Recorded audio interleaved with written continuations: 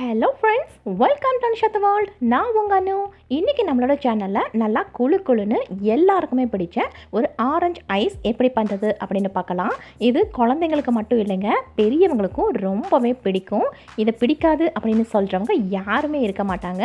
இந்த ஆரஞ்சு ஐஸை நிறைய மெத்தடில் நாம் மேக் பண்ணலாம். ஆனால் இன்றைக்கி நான் சிம்பிளான இன்ஸ்டண்ட்டாக கிடைக்கக்கூடிய ஒரு பொருளை வச்சு வீட்டில் எப்படி ஈஸியாக பண்ணலாம் அப்படின்னு தான் இன்றைக்கி நான் சொல்லியிருக்கேன். ஸோ வீடியோக்குள்ளே போகலாம். நான் ஆல்ரெடி இதை இன்ஸ்டண்ட்டான பொருளை வச்சு செய்கிறோம் அப்படின்னு சொல்லியிருந்தேன். இது வந்து ரெஸ்னா. இது குட்டி குட்டி மளிகை கடையிலையும் இல்லை டிபார்ட்மெண்ட் ஸ்டோர்லையும் வெறும் 10 ரூபாய்க்கு கூட நம்மளுக்கு கிடைக்குது. இதுக்குள்ளே பார்த்தீங்கன்னா ஒரு பவுடர் பாக்கெட்டும் ஒரு லிக்விட் பாக்கெட்டும் இது போல் 2 இருக்கும். இதை வச்சு தான் இன்றைக்கி நாம் செய்ய போகிறோம். ஸோ இப்போது நான் 1/4 கப் அளவுக்கு இந்த ரெஸ்னாவை எடுத்திருக்கேன். இதுக்கு நாம் 1/2 கப் அளவுக்கு சுகர் சேர்த்திக்கணும். ஏன்னா நாம் இதை ஃப்ரீசரில் வச்சு எடுத்துக்கிறதுனால இதோட ஸ்வீட்னஸ் கொஞ்சம் மைல்டாக இருக்கும். ஸோ கொஞ்சம் அதிகமாகவே சேர்த்திக்கணும். இது ரெண்டையும் இப்படி ஒரு ஜென்டிலாக மிக்ஸ் கொடுத்துட்டு இது கூட இன்றைக்கி நான் 1/2 லிட்டர் அளவுக்கு தண்ணியை சேர்த்திக்கிறேன். இதுவே எனக்கு 7லிருந்து 8 வரைக்கும் ஐஸ் பாப்சிக்கல் கிடைச்சது. பாக்கெட்குள்ளேயே இது போல் ஆரஞ்சு ஃப்ளேவர் லிக்விட் இருக்கும். இதையும் தேவையான அளவு சேர்த்திக்கலாம். அப்புறம் 1/2 லெமனை இது கூட ஸ்குவீஸ் பண்ணி விட்டுக்கிறேன். இது ஆப்ஷனல் தான். ஏன்னா இந்த ரஸ்னாவே ஆல்ரெடி ஒரு மாதிரி புளிப்பு தன்மை இருக்கிறது தான். தேவைப்பட்டுச்சுன்னா மட்டும் நீங்கள் லெமன் ஆட் பண்ணிக்கோங்க.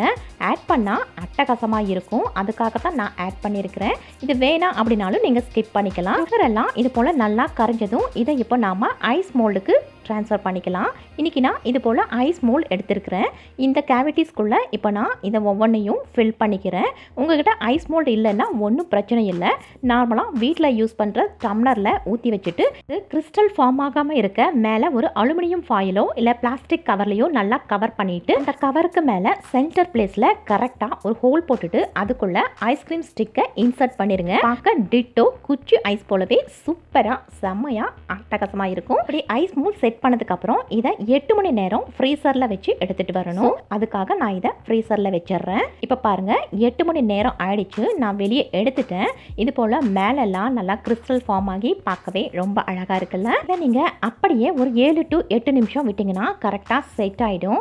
இல்லை அதுக்கு முன்னாடியே எனக்கு சீக்கிரமாகவே வேணும் அப்படின்னா இது போல் தண்ணியில் ஒரு 2 நிமிஷம் வரைக்கும் வச்சுட்டு அதுக்கப்புறம் நீங்கள் எடுத்தீங்கன்னா நம்மளுக்கு இதுவும் கரெக்டாக சீக்கிரமாகவே அழகாக செட் ஆகி இது போலவே வெளியே எடுக்க ரொம்பவே ஈஸியாக வரும். ஸோ உங்கள் வீட்டு குட்டீஸ் இனி ஐஸ் கேட்டாங்கன்னா அவங்களுக்கு நோ சொல்லிக்காம இது போலவே இன்ஸ்டண்ட்டாக அவங்களுக்கு சட்டுன்னு மேக் பண்ணி கொடுங்க.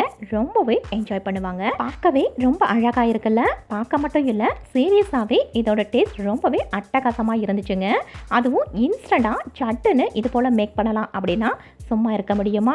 கண்டிப்பாக ட்ரை பண்ணி பாருங்கள். இதே போலவே நம்மளுடைய சேனலில் நிறைய ஐஸ்கிரீம் ரெசிபிஸ் அப்லோட் பண்ணியிருக்கோம். வேணும்னா அதையும் பார்த்து யூஸ் பண்ணிக்கோங்க. இன்னைக்கு சொன்ன இந்த இன்ஸ்டன்ட் மெத்தட் உங்களுக்கு பிடிச்சிருந்ததுன்னா லைக் பண்ணி ஷேர் பண்ணுங்க. மறக்காம நம்மளோட சேனலை சப்ஸ்கிரைப் பண்ணி வச்சுக்கோங்க. இதே போல இன்னொரு ரெசிபியில் உங்களை வந்து மீட் பண்ணுறேன். Until then, bye from Anu.